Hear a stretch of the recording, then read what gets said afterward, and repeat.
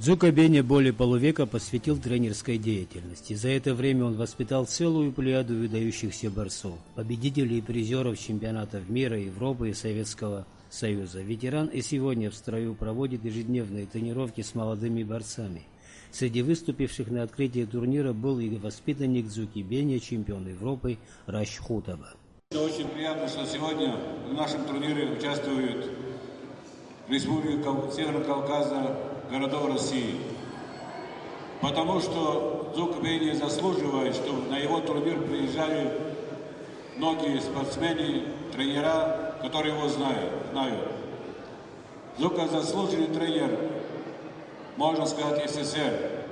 Дзука во время войны в Абхазии немало труда вложил в этой победе.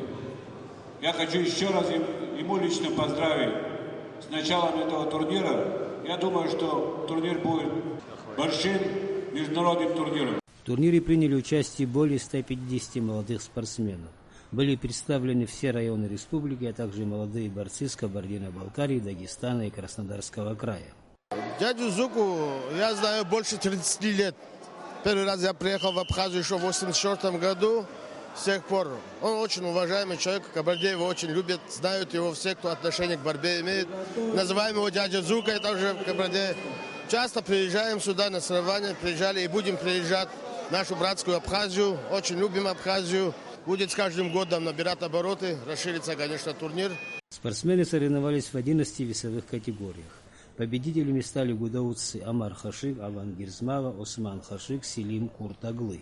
Столичные борцы Даниил Допо и Эдуард Урчуков. Представители Дагестана Каир Синуддинов и Эльдар Салахадов. Чемпионами также стали по одному спортсмену из городов Галайт-Хорчал, Георгий Шония и Вахтанг Акаба.